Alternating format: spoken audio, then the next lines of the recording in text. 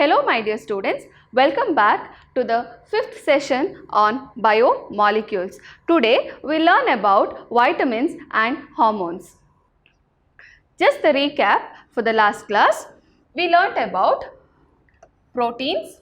We also have learnt about the structure of proteins, that is the four levels: primary, secondary, tertiary and quaternary structure of protein. Also we learnt about enzymes. Okay. Now today we learn about hormones and vitamins. What do you mean by hormones? Hormones are called as biochemical messengers. Okay, what are they called as?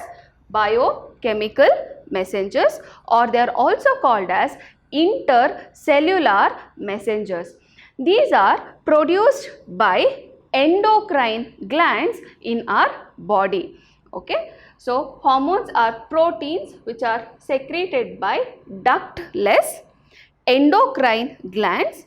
Directly it is produced and it is released into the blood, and wherever required in that particular organ, it will have its physiological activity. So they enter the blood and initiate the required physiological activity. So what are hormones? Hormones are proteins which is secreted by ductless endocrine glands.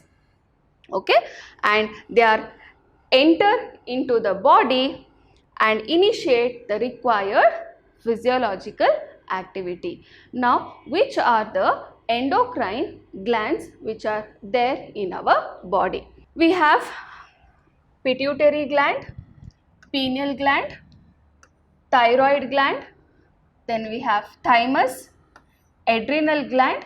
In adrenal gland, you have adrenal cortex, which is the outermost part of the adrenal gland, which produces one type of hormone, and adrenal medulla, which produces a different kind of hormone, which you will learn further. Okay, then you have pancreas, and in males you have testis, and females you have ovary, which will produce different type of hormones. This is the endocrine system in our body. Okay, so we will see the classification of hormones. Classification of hormones goes like this. Broadly, it is classified as steroids and non-steroids. Okay, under steroids there are two types of hormones, that is adrenal cortical hormones and sex hormones. In sex hormones there are two types, that is female sex hormones and male sex hormones. Then we have non-steroids. In non-steroids there are of two types, peptide hormones and amino acid derivative hormones. So this is the broad classification of hormones. So we will see different types of hormones, in which organ it is secreted and what is its function in our body. Okay, so the first one is steroidal hormones. In that we have 5 different type of hormones which is there. In that first one, adrenal cortex hormones are of two types, glucocorticoids and mineralocorticoids. Okay, they are of two types. Glucocorticoids, they are produced in adrenal cortex. I told you the adrenal cortex is the outermost part of the adrenal gland, which is placed above the kidney. Okay, so both the adrenal cortex hormones are produced in adrenal cortex of adrenal gland. Okay, they are glucocorticoids and mineralocorticoids. We will see the function. First is glucocorticoids control the carbohydrate metabolism. Okay, they modulate the inflammatory reaction and also involved in reactions to stress. So glucocorticoids, what are its functions? They have the role in, or they control carbohydrate metabolism. They are involved in reactions to stress, also in inflammatory reaction. They modulate the inflammatory reaction in any kind of inflammations. Okay, next we have mineralocorticoids. Okay, they control the level of excretion of water and salt by kidney. So how much excretion of water and salt is happening in kidney, it is controlled by mineralocorticoids. So these are the two hormones, which is adrenal cortex hormones. Next is sex hormones. In sex hormones, there are of three types: testosterone, estradiol and progesterone.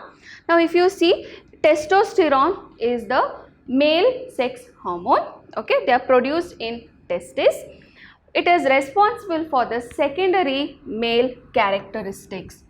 That is, during maturation, there is a voice break, so you get a deep voice, then facial hair, general physical constitution. These are the secondary male characteristics which is developed due to the presence of testosterone. Okay.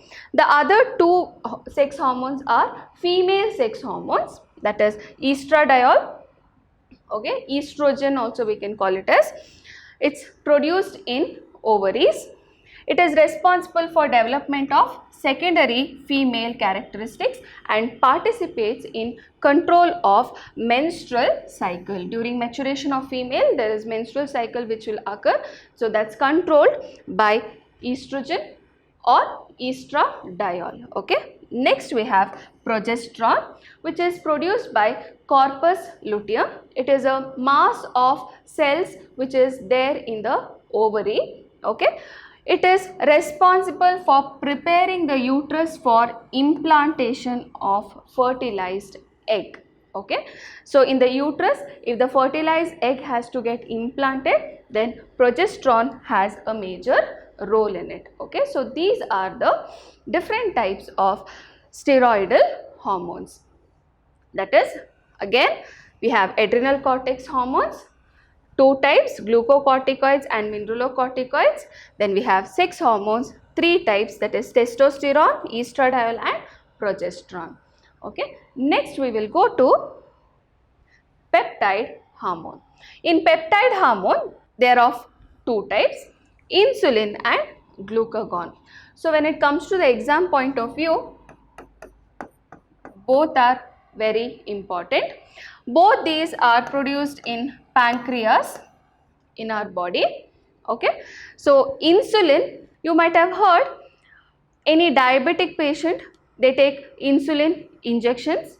So it's a very important hormone which regulates the blood sugar level in our body. Okay. So what is the role? We'll see. The role of insulin is keeping the blood sugar or blood glucose level. To be very specific, blood sugar level is the common word which we use. Okay. To be very precise, it's blood glucose level in narrow limit, for example, is an example of its function. Insulin is released in response to rapid rise in blood glucose level. When we eat and there is a rapid rise in the blood glucose level, then insulin is released. Okay. So what is the function of insulin? Its role is to keep blood glucose level in narrow limit. Okay. Next one is glucagon. Glucagon tends to increase the blood glucose level in the body. That is, the storage glycogen what we have, if the body requires glucose, the glycogen can be broken down into glucose units by glucagon. That is, it increases the glucose level in the body. So we have insulin and glucagon. Insulin decreases and sees that the blood glucose level is in the narrow limit or it is in the normal limit in our body, and glucagon increases the blood glucose level in the body. Both these hormones are produced in pancreas. Okay. So the next one is amino acid derivative hormones. They are of two types, thyroxine, epinephrine and norepinephrine. So thyroxine is produced in thyroid gland. What happens if thyroxine or thyroid hormone is excess or it is deficient? Okay. It should be in normal level. If the thyroid hormone increases, we call it as hyperthyroidism. Okay. If the thyroxine hormone is lower than the normal level, then we call it as hypothyroidism. Okay. So abnormally low level of thyroxine hormone leads to hypothyroidism, which characterizes lethargy and obesity. Okay. Whereas hyperthyroidism is when the thyroid hormone is in excess. Also, low level of iodine in diet may lead to hypothyroidism and enlargement of the thyroid gland. We call it as goiter. Okay. The thyroid gland which is there, it can get enlarged when the iodine content is deficient. Next we have vitamins. Vitamins are organic compounds required in diet in small amount. Okay. They perform a specific biological function for normal maintenance of optimum growth and health of organism. So what is it? It's an organic compound which is required in very small quantity in our food. Okay. And this has a specific biological function to maintain the normal growth and also health of our body. Any deficiency in vitamins will cause certain diseases. Now, vitamin is a word which is derived from vital plus amine. That is, it was earlier called as vitamine, which means vital, it is very important, and amine because earlier in the structure of vitamin they have found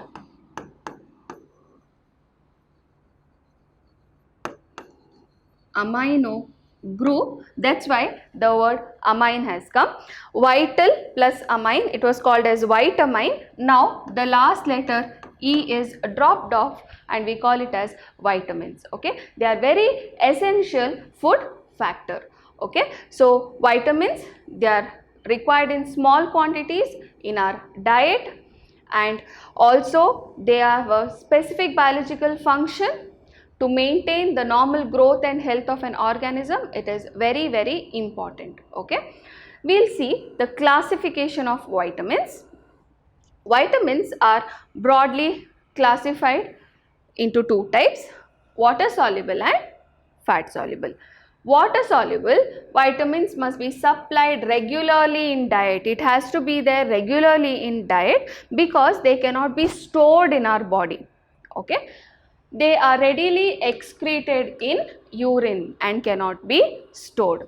So water soluble vitamins, they cannot be stored in the body, it will just get excreted in the urine. Okay, hence it should be regularly supplied in the food.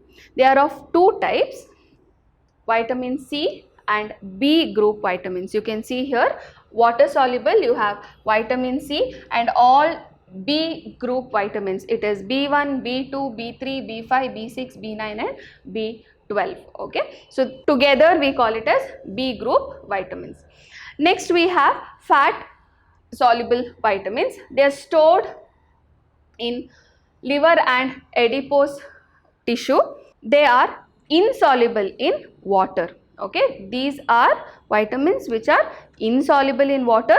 They can be stored in the body. Hence, it is not necessary that regularly in diet it has to be present. Okay, they are of four types, that is vitamin A, vitamin D, vitamin E and K. You can remember it this way: A, D, E, K. Okay, so those are the fat soluble vitamins. We will see the diseases caused in case of deficiency of few vitamins. Vitamin sources and deficiency diseases. So the first one we have fat soluble vitamins. First one, vitamin A, sources fish liver oil, carrot, butter and milk. Deficiency disease, it is xerophthalmia, it is hardening of the cornea of the eye. Okay, we call it as xerophthalmia. And night blindness. Okay, so that is the first one. Second one, we have vitamin D. Exposure to sunlight is very important for vitamin D, that's the source. And then we have fish and egg yolk. The diseases caused is rickets, that is bone deformity in children. Okay, you can see there's a bone below the knee, there's a small bend you can see if there is rickets. Okay, and also osteomalacia, that is soft bones and joints pain in adults. Okay, so there are two deficiency diseases in children.